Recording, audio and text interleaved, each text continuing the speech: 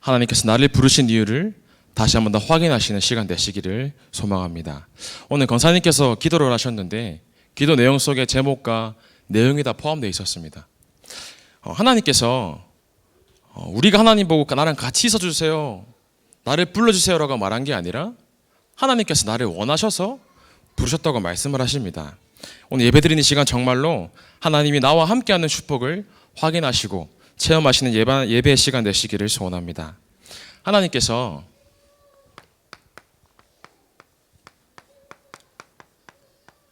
보잘것없는 나를 부르셨습니다. 전능하신 하나님께서 그냥 부르신 것이 아니라 오늘 본문 13절 말씀을 보시면 왜 부르셨습니까?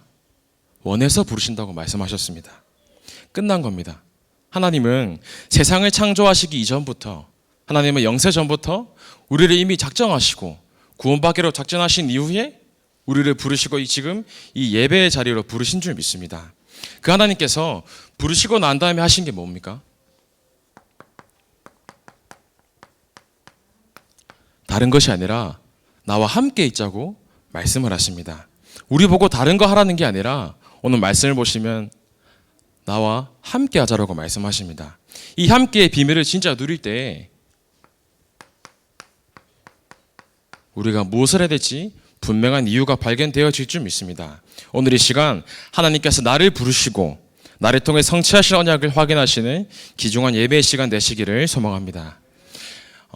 어릴 때 이렇게 놀이를 하거나 축구를 하거나 동네에서 놀 때 아마 이렇게 편가르기를 다 해보셨을 거예요.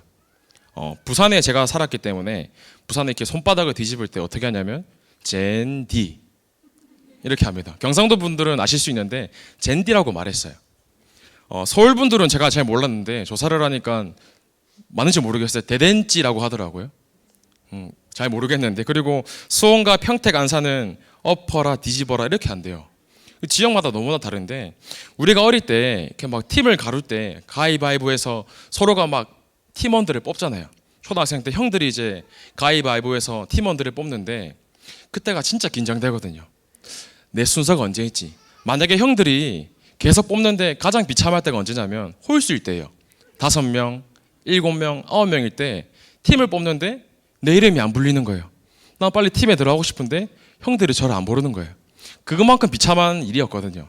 더 비참한 것은 마지막에 남았는데 그 팀장들이 충이 네 가져라, 나는 싫다 이러면 너무 비참한 거예요. 그런데 만약에 팀장들이 이제 팀원을 뽑는데 나 충이 먼저 할래, 아니야 내가 먼저 할래, 그때는 어릴 때 세상을 다 가진 것 같고, 우리가 세상이나 직장이나 업에서 세상 직장이나 동료들이 나를 원한다, 그것만으로도 사실은 기쁘고 행복하잖아요. 세상 사람들이 나를 원하는 것만으로도 너무나 기쁜데 전능하신 하나님께서 여러분들을 부르셨습니다. 전능하신 하나님께서 여러분들을 부르시고 지금 이 예배의 자리로 부르신 줄 믿습니다. 하나님께서는 죄인이었던 나를, 그것도 아무것도 쓸모없었던 나를 원하셔서 부르셨습니다. 그렇기 때문에 오늘 이 시간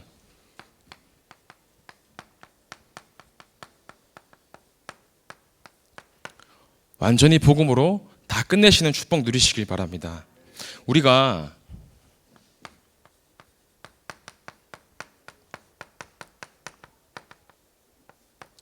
불신자 사회 속에서 죽을 수밖에 없는 운명이었잖아요. 우리가 나 중심 속에서 나만 알고 살았어요. 하나님께서 인간을 창조하셨을 때 완벽한 하나님의 형상대로 창조를 하셨는데 완벽한 존재임에도 불구하고 사단의 유혹에 속아서 하나님을 떠나게 됩니다. 왜죠? 나 중심 상태 속에서요. 사람들은 물질 중심으로 살아갑니다. 돈이면 되지, 돈이면 진짜 행복하지. 사람들이 성공 중심 속에서 성공이라면 어떻게든지 무엇이든지 하려고 합니다. 나만의 바벨탑을 쌓으면서 내 벽돌을 한 장 한 장 쌓아가는 거예요. 그 바벨탑이 나의 전부인 것처럼 바벨탑을 쌓고 있는데 그 벽돌에 사람들이 스크래치를 하고 낙서를 한다. 미쳐 날뛰는 거예요. 내 바벨탑이니까. 그 바벨탑이 언젠가 무너질 탑인데 사람들은 그게 전부인 줄 알고 내 이름을 위해서, 내 성공을 위해서 계속 바벨탑을 쌓아갑니다. 하다 보니까 안 돼서 결국은 사도행전 13장의 무속으로, 16장의 점술로, 19장의 우상으로 사람들이 계속해서 종교에 빠지는 거예요. 사람들이 참 희한한 게 교회에다가 10,000원 헌금하면 엄청 욕을 합니다. 그런데 본인들이 점을 치거나 굿하는데 천만 원, 수천만 원 돈을 바쳐도 사람들은 뭐라 하지 않아요. 댓글을 봤을 때 왜 이렇게 저기 비싼 돈 주고 구슬하나, 그런 댓글을 본 적이 없습니다. 사람들은 복음에 대해서는 계속 부정적으로 생각하는 거예요. 왜냐? 불신자 상태로 살아갈 수밖에 없었고 불신자 상태로 살아가고 있기 때문입니다. 사람들이 과학이 이렇게 발전되고 최첨단 시대 속에서 사회는 계속해서 발전해 나가는데 하다가 도저히 안 될 때 찾아가는 것이 점과 굿인 거예요. 사람들이 무엇이 답인지 모르고 그냥 살아가고 있습니다. 희한해요. 몸이 아프면 병원에 가다가 도저히 안 되면 어디 가냐? 점 치러 가는 거예요. 요즘 유튜브로도 점을 치기도 하고 유튜브로도 굿을 보는 시대가 왔습니다. 세상 사람들이 무엇이 답인지 모르고 하나님의 형상인 사람들이 짐승의 돼지머리를 놓고 절하고 있는 상태입니다. 왜냐? 이 상태 속에 있기 때문입니다. 세상 사람에게 하나님 말씀이면 정말 다 된다, 그리스도면 잘 해결된다, 시달리는 사람에게 진짜 복음이면 치유받을 수 있다 얘기하는데 다 필요 없어. 나는 점 볼 거야, 굿할 거야. 계속해서 다른 방법으로 내 문제를 해결하려고 합니다. 사람들이 그게 합리적이라고 말하죠. 그런데 그럴 수밖에 없는 상태입니다. 왜냐? 하나님을 떠나 있기 때문입니다. 하나님 떠난 상태가 이렇게 무서운데, 그런 관점에서 봤을 때 우리가 지금 이 예배의 자리에서 하나님께 예배를 드린다, 기적 중에 기적입니다. 이미 우리는 성공한 사람인 줄 믿습니다.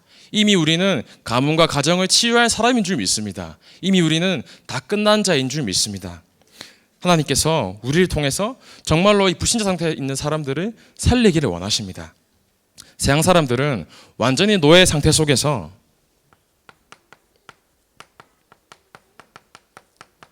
애굽 사상 속에 살아가고 있습니다.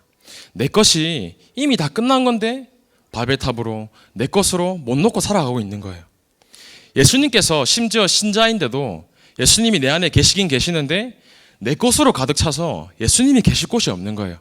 내 마음속에 저 구석에서 내 것을 뒤로 하고 예수님이 계시는데, 신자인 우리가 그렇게 살아가면 안 됩니다. 우리가 정말로 내 것으로 살아가지 말고 옛 것과 틀린 것, 망할 것으로 살아가는 것이 아니라 오직 그리스도 복음으로 살아가는 축복 누리시길 바랍니다. 그런데 나도 모르게 계속해서 노예 근성이 올라오는 거예요. 내 각인되고 뿌리 내리고 체질 내린 것으로. 상처가 얼마나 무섭냐면, 어릴 때 부모님에게 상처를 받은 것이 가면 갈수록 내 모습으로 드러나게 돼요.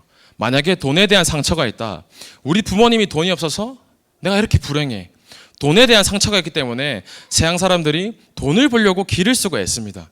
돈이면 되겠지, 돈이면 되겠지, 기를 쓰고 하는데 그 상처가 근본적으로 해결되는 게 아니잖아요. 돈이 있으면 물론 편리하고 행복할 수 있습니다. 그런데 돈이 편리할 수 있지만 돈이 많아서 행복하다 하면 선진국은 더 행복해야 되잖아요. 그런데 선진국이면 선진국일수록 자살이 더 많고요, 선진국이면 선진국일수록 정신병으로 시달리는 사람이 너무나 많은 거예요. 왜냐? 돈으로는 행복할 수 없다는 걸 증명하는 것입니다.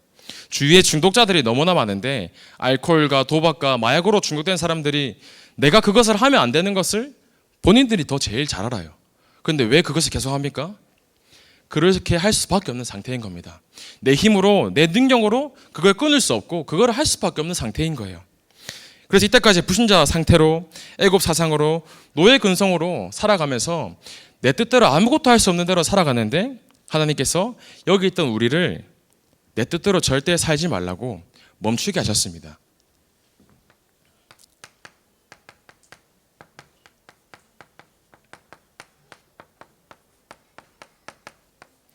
여러분, 정말로 내 마음대로, 내 뜻대로, 내 생각대로 가는 것이 아니라 하나님께 멈춰서 집중하는 기도의 시간과 말씀의 시간을 날마다 누리시길 바랍니다. 아무리 몸부림치고 발버둥 쳐도 이 상태에서는 우리 힘으로 절대 나올 수가 없습니다. 그런데 이 상태를 해결할 수 있는 유일한 길이 바로 예수 그리스도입니다.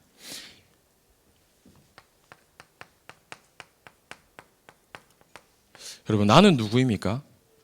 하나님께서 유일하신 예수 그리스도께서 나를 하나님 자녀로 삼으시고 나를 부르셨습니다. 나를 구원하시고 하나님 자녀의 신분을 삼으시고 나에게 사명을 허락하셨습니다. 아브라함을 부르셨을 때 축복을 먼저 하고 시작하십니다. 왜냐? 나의 정체성이 하나님 자녀이기 때문입니다. 그래서 우리가 과연 나는 어디로 가고 있는지, 나는 말씀 따라 인도받고 있는지요.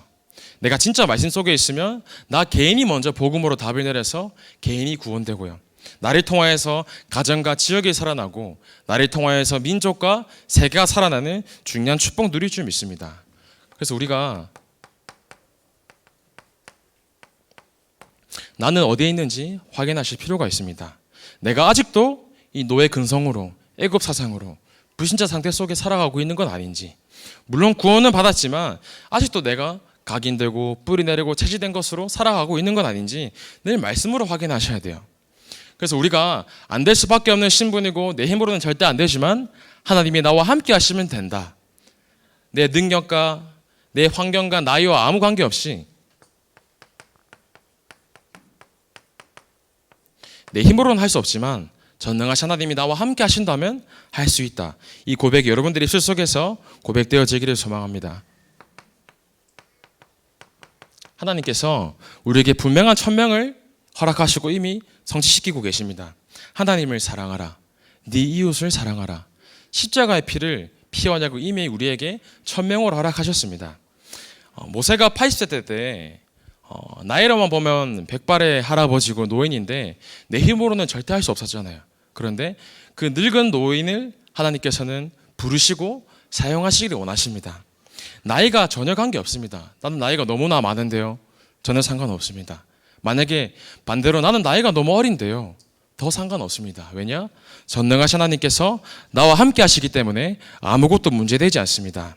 하나님께서는 호렙산에서 떨기나무를 통해서 하나님의 능력을 보이시고 하나님께서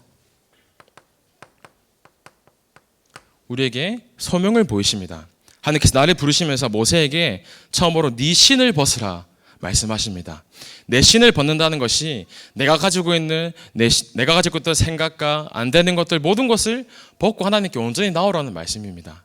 지금 이 시간 여러분들이 내 각인과 뿌리, 체질, 생각 모든 건 내려놓고 하나님께 온전히 나아가는 귀중한 축복 누리시길 바랍니다.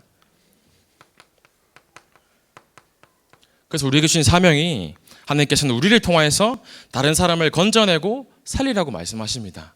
분명히 경기남북 재앙 막을 것이라고 언약을 말씀하셨고 그 언약을 성취하실 사람으로 우리를 부르신 줄 믿습니다. 그래서 우리는 함께 하기 때문에 하나님이 나와 함께 하시기 때문에 아무 문제가 없습니다. 가나안 땅 7족속에 30나라 왕이 기다리고 있고요. 모든 재앙 막을 축복이 이미 우리에게 있는 줄 고백하시길 바랍니다. 그래서 이때 하나님께서 나를 부르셨기 때문에 오늘 본문 말씀을 보면 하나님께서 나와 함께 하시자고 말씀하십니다. 먼저 우리가 이미 받은 응답이 있습니다. 이미 이전에 받은 응답이 뭐냐 했을 때 우리에게 다른 것이 아니라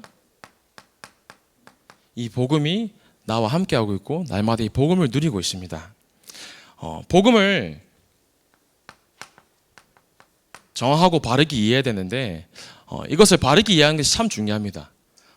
사람들이 대부분 흔히 하는 착각이 있는데 남자들은 어떤 착각을 많이 하냐면 대부분 여자들이 자기를 쳐다보면 다 좋아하는 줄 알고 착각을 합니다.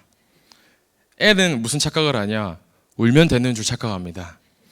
엄마는 어떤 착각을 하냐? 우리의 머리는 좋은데 공부를 안 해서 그렇다. 이렇게 착각을 해요. 또 이 말 듣는 사람들이 착각하는 게 자기는 안 그런 줄 안다고 합니다.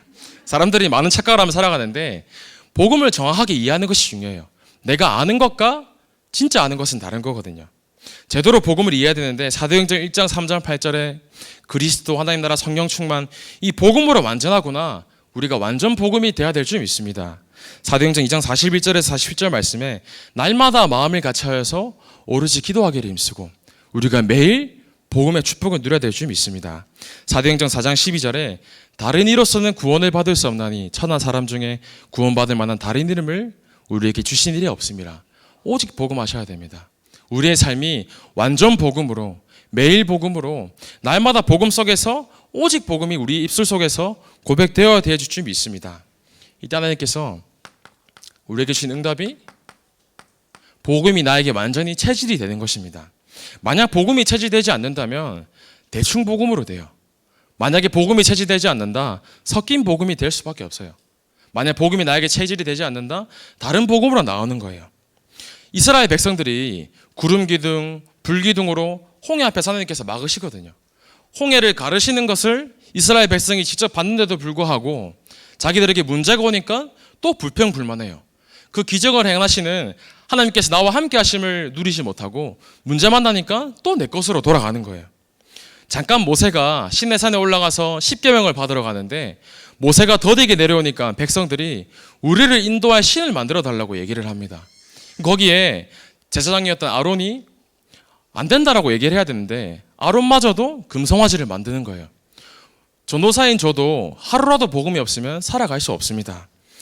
제사장인 사람도, 전도사인 저도 그런데 우리가 날마다 복음이 아니면 살아갈 수 없음을 고백하시기 바랍니다. 그래서 우리가 완전히 복음이 체질되어서 내가 복음을 아는 것에 그치는 것이 아니라 완전히 날마다 복음이 누려지는 삶의 응답을 받으시길 바랍니다. 일도 복음으로요, 관계도 복음으로, 모든 만남이 복음으로 되어질 정도로 상처 있는 사람들이 너무나 많더라고요. 램트도 그렇고 전도사님 저 너무 힘들어하는 사람들이 너무나 많습니다. 그러나 하나님께서 우리의 힘든 것을 다 아신다고 말씀하십니다. 하나님께서는 내가 흠이 있고 상처 있는 것마저도 하나님께서는 알고 계세요. 근데 그 상처, 실수 우리가 잘못해서 한 게 아니잖아요. 그럴 수밖에 없는 상태 속에서 세상 속에 살고 있기 때문에 세상 따라 사단이 이끄는 대로 살아가고 있어 상처투성인 거예요. 하나님 중심으로 살아가야 되는데 나 중심으로, 물질 중심으로, 성공 중심으로 살아가니까 상처받을 수밖에 없는, 여러분들 집에 사랑하는 애완동물이나 강아지 기르는 분도 계시잖아요. 만약에 이 사랑하는 강아지를 자전거에 줄로 묶어서 자전거를 달린다고 생각해 보세요. 질질 끌려오면서 얼마나 피를 흘리고 상처투성이겠어요. 우리의 모습이 그랬거든요. 사단이 세상이 이끄는 대로 끌려가기 때문에 내 의지와 관계없이 상처투성인 거예요. 그런데 그 상처를 하나님께서는 이미 아시고 계십니다. 세상에 나를 끌고 와서 상처 속에 있지만 그런 세상에 예수 그리스도께서 십자가에 못 박히시고 피 흘리심으로써 우리 모든 죄와 저주와 재앙 가운데서 완전히 해방시키시고 우리 상처마저 하나님께서 발판으로 은혜로 허락하신 줄 믿습니다. 그렇기 때문에 절대 속지 마시고 나의 정체성을 확인하시기 바랍니다. 나의 정체성이 하나님의 자녀이구나, 전능하신 하나님께서 나와 함께 하시구나, 날마다 여러분들이 입술에서 고백되어지기를 소망합니다. 여러분, 그냥 복음이 아닙니다. 내가 누리고 있는 복음이요. 기도가 아니라 내가 실제로 누리고 있는 기도의 행복으로요. 내가 그냥 말하는 것이 아니라 내가 삶 속에서 실제로 체험되어지고 확인되어지는 복음을 말하면 됩니다. 그러면요, 내가 말을 더듬더듬거리고 설명을 잘 못하더라도 사람은 변화됩니다. 사람은 말을 잘한다고 해서 변하는 게 아니라 하나님께서 역사하실 때 사람은 변하게 됩니다. 우리 힘으로는 절대 할 수 없으나 전능하신 하나님께서 함께 하시면 가능하다. 우리 입술에서 고백되어지는 중요한 예배 시간 되시기를 소망합니다. 그래서 하나님께서 지금 우리에게 주신 응답이 뭐냐 했을 때 가장 큰 축복이 뭐냐?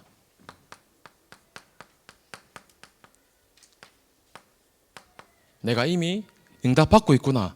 내 입술에서 고백되어지는 겁니다. 강단 말씀을 통해서 지난주 내게 주신 응답을 통해서 하나님께서는 매주 강단을 통해서 응답을 부어주시려고 하십니다. 우리는 입을 벌리기만 하면 되고요. 제가 너무 아파서 19년도 연말 때 한 6개월 정도 입원을 하고 있었을 때 그때 참 많이 힘들더라고요. 누워서 움직이지를 못하니까 한 1cm 정도 움직여도 뼈가 으스러질 것까지 아프니까 사실은 아무것도 안 되더라고요. 진짜 아프니까 사실은 말씀도 잘 안 들리더라고요. 그래서 저는 내 문제를 해결하려고 진짜 말씀 속에 들어갔습니다. 말씀, 진짜 강단 말씀 매일매일 누워서 듣고 캠프 메시지도 들어보고 내 문제 해결하려고 24시간 메시지 듣고 매달렸는데 내 문제가 해결이 안 되더라고요.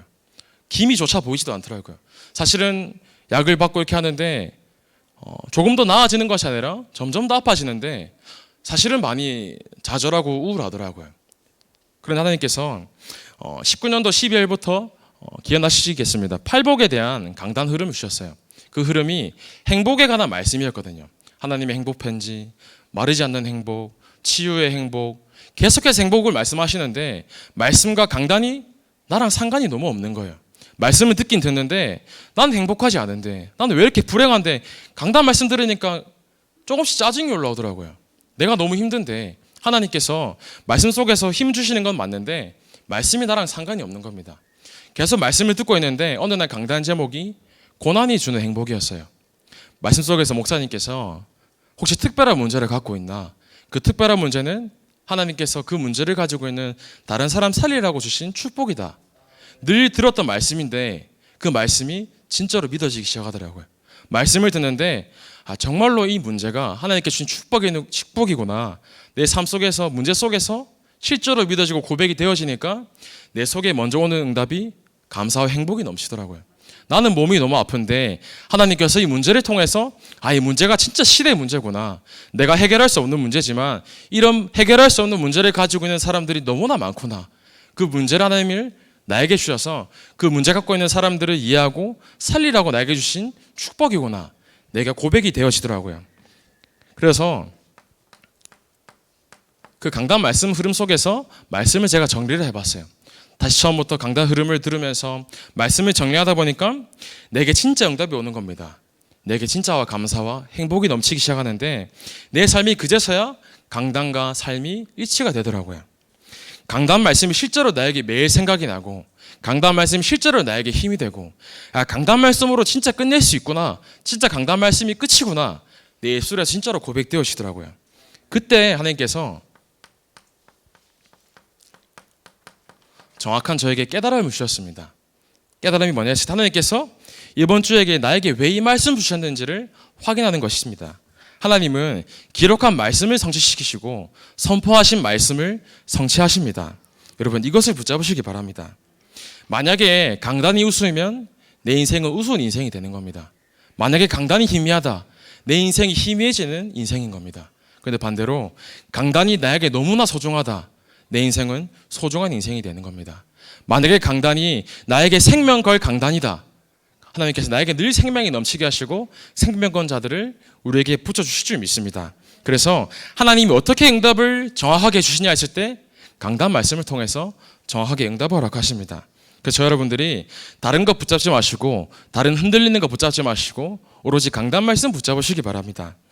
그 말씀이 선포되고 성취되는 것이 강단이기 때문에 사람들이 옆에서 막 뭐라 그러면 흔들릴 수 있잖아요. 그런데 흔들리는 다른 사람 말 붙잡고 다른 것 붙잡는 것이 아니라 절대로 변하지 않는 하나님의 말씀만 붙잡으시길 바랍니다. 이때 하나님께서 우리에게 주실 이유 응답이 있습니다. 하나님께서 어떤 응답을 주시기 원하시냐? 오늘 하나님께서 나를 부르셨다고 말씀하십니다. 우리가 완전히 죄 가운데 있었는데 하나님께서 죄 가운데서 우리를 완전히 부르신 거예요. 왜 부르셨습니까? 오늘 마가복음 3장 13절에 보시면 또 산에 오르사 자기가 원하는 자들을 부르시니 나온지라. 하나님께서 나를 왜 부르셨습니까? 원해서 부른다고 말씀하셨습니다. 하나님이 나를 원했답니다. 그럼 끝이에요. 하나님께서 기준을 놓고 기준선에 넘었으니까, 합격선을 넘었으니까 우리를 부르신 게 아니에요. 왜 부르셨습니까? 그냥 나를 원하신 겁니다. 하나님께서 그냥 나를 원하셨기 때문에 우리는 이런 말 하잖아요. 하나님 나를 원하셔 부르시면 내가 뭐 어떻게 할까요? 내가 어떻게 해야지 응답 받을까요? 내가 어떻게 해야지 복을 받겠어야 하는데 하나님께서 뭐라고 하십니까? 나랑 함께 하자 말씀하십니다. 오늘 14절에 이에 12를 세우셨으니 이는 자기와 함께 있게 하시고, 하나님께서 부르시고 난 다음에 그래 너 불렀으니까 전도해, 사명 감당해, 이게 아니라 제일 먼저 다른 거 하지 말고 나와 함께 있자 말씀하십니다. 처음부터 전도하는 게 아니라 나와 함께 하는 것을 누리는 것이 우리의 가장 큰 축복인 줄 믿습니다. 저는 너무나 힘든데요. 나는 연약한데요. 나는 중독 문제 있는데요. 하나님께서 뭐라고 말씀하시냐면 오케이, 딱 좋아. 그 문제 가진 너를 통해서 하나님이 함께 하심을 세상에 선포하겠어요. 나는 연약하고 상처가 너무 많은데요. 나는 비교의식에 열등감 너무나 많은데요. 딱 좋아. 문제 있는 그 너를 통해서, 연약한 그 너를 통해서 내가 너와 함께함을, 내가 너와 함께해서 그 함께하는 축복이 얼마나 위대한지를 세상에 선포할게, 보여줄게. 하나님께서 이렇게 말씀하십니다. 제가 배우 출신이거든요. 신과 함께라는 영화가 있는데 장교 생활할 때 이제 카메오를 뽑는 일이 있어서 이제 카메오를 선발하기 위해서 이렇게 부대에서 사출대에서 나간 적이 있어요. 선발된 게 아니라 이제 쭈루루 이렇게 서놓고 뽑으려고 하는데 이제 그 캐스팅하는 그 조연출이 이제 걸어다니면서 사람을 보는 거예요. 이렇게 일자로 이렇게 쭈죽 저희 동료들이 서 있는데 이렇게 얼굴을 보면서 서 있다가 제가 있는 곳에서 갑자기 딱 멈추더라고요. 그러더니 이 사람으로 하자 이렇게 하더라고요. 그러면서 끄덕끄덕하면서 이 사람을 뽑자 하는데 그 배역이 엄청 악역이었거든요. 험악하고 좀 위험해 보이는 사람을 뽑아야 되는데 저 앞에 서서 끄덕끄덕 하더라고요. 기분이 좋은데 안 좋더라고요. 그래서 뽑혔는데 영화를 찍는데 만약에 감독이 아무리 못생기고 아무리 잘생기고 해도 감독의 마음에 들지 않으면 안 뽑습니다. 감독이 뽑는다 했을 때는 다른 사람 토를 달 수가 없어요. 그래 너 보다가 너 캐스팅 딱 뽑으면 그 사람이 캐스팅 되는 거예요. 영화를 보면 잘생기고 키 크고 이런 사람들만 있으면 영화가 재미가 없어요. 뭐 별난 사람도 있어야 되고 뭐 문제 있는 사람도 있어야 되고 뭐 외모가 또 문제가 있는 사람이 있을 수도 있고 여러 가지 종류의 사람들이 있는데 감독이 뽑으면 아무도 못 말리는 거거든요. 하나님께서 연약한 우리의 모습을 보신 게 아니라 그냥 부르셨어요. 하나님께서 우리를 부르셨기 때문에 우리는 그 부름에 응답하기만 하면 됩니다. 하나님께서 우리를 원하시는데 이렇게 얘기할 수 있어요. 하나님께서는 멋진 사람만 쓰시잖아요. 멋있는 사람만 쓰시잖아요.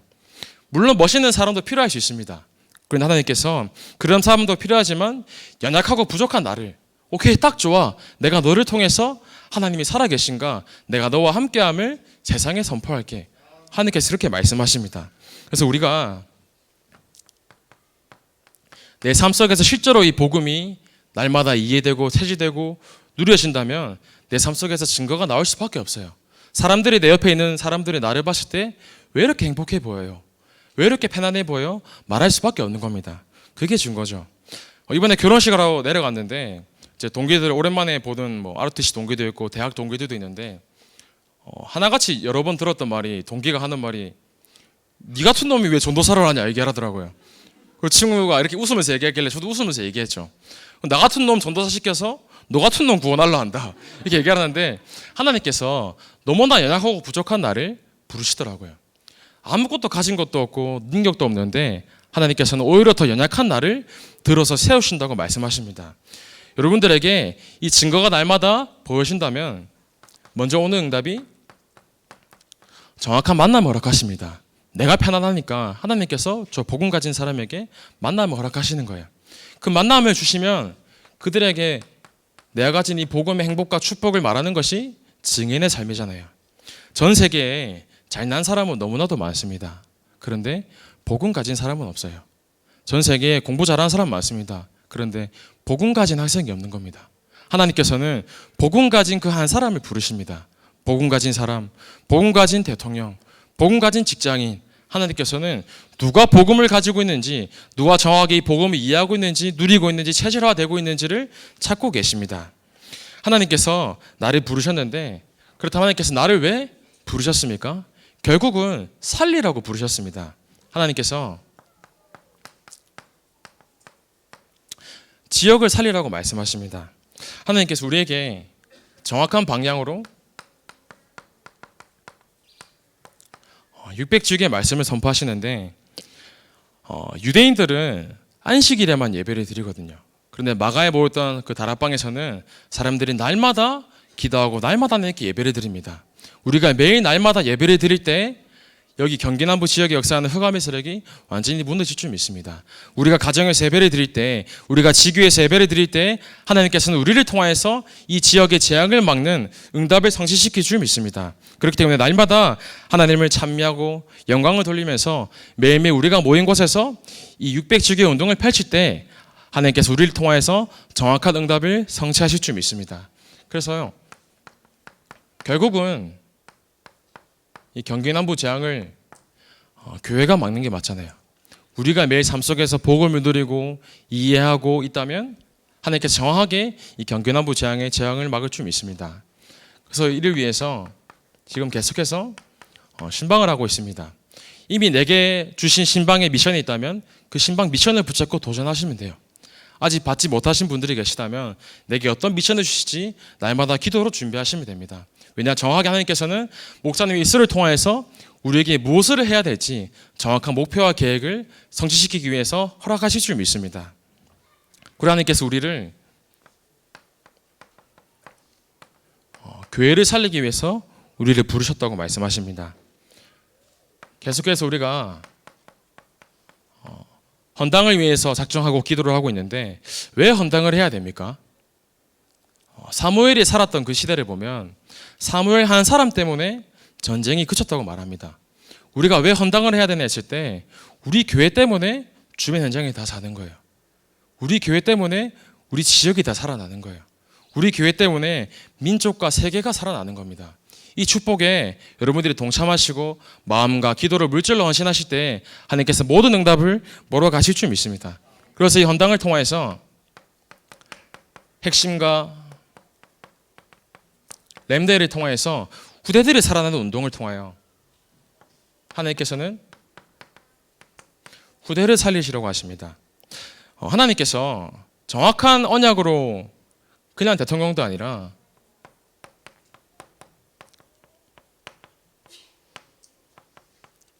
이 복음 대통령을 말씀하시는데 사실은 자녀도 하나님이 부르셨거든요. 만약에 내 자녀가 되었다. 하나님께서는 그 자녀를 하나님께서 사용하시기 위해 부르셨는데 내 마음대로 하려 하면 절대로 되지 않거든요. 사실 말이 복음 대통령이지 그냥 복음 대통령이 나오는 것은 아닙니다. 가끔 자녀를 키우다 보면 그 피가 거꾸로 솟는 일이 많이 생기잖아요. 자녀들을 보면 답답할 때도 있고 기다리기 힘들 때도 있고 여러 가지 문제나 사건이 올 수도 있는데 하나님께서 우리 자녀를 부르셨어요. 하나님께서 자녀를 부르셨기 때문에 내 힘으로 내 뜻대로 자녀를 케어하려 하는 것이 아니라 온전히 하나님께 맡기시기 바랍니다.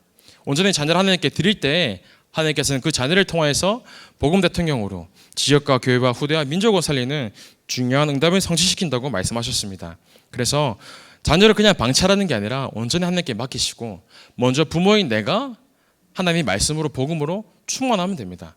내가 복음을 누리고 있을 때 자녀가 보면 알잖아요. 자녀가 봤는데도 우리 엄마 아빠는 진짜 하나님의 사람이구나. 우리 엄마 아빠는 진짜로 복음이 이해되고 누려지고 체질화된 사람이구나. 아이들이 안 보는 것 같지만 다 보고 있거든요. 우리가 먼저 복음을 누릴 때 복음 대통령이 저절로 생길 줄 믿습니다. 그래서 결국 하나님께서 우리를 통하여서 빈 곳을 살리기 원하시는데 237가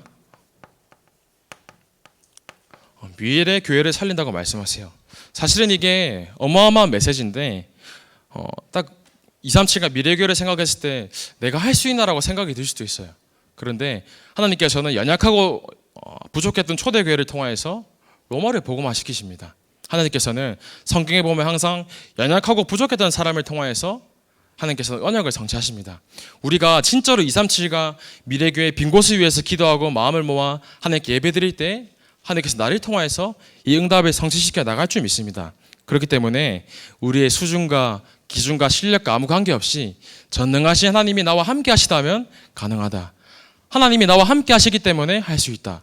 이 고백이 여러분들의 입술에서 매일 고백되어지면서 하나님께서 나를 부르신 이유가 다른 것이 아니라 먼저 나와 함께 하기 위하이구나. 이 고백이 날마다 저 여러분들의 입술에서 고백되어지는 귀중한 축복 누리시기를 소원합니다. 살아계신 하나님 감사를 드립니다. 하나님께서 우리를 아무 이유 없이 부르시고 은혜 가운데 하나님 자녀 삼으신 은혜에 감사를 드립니다.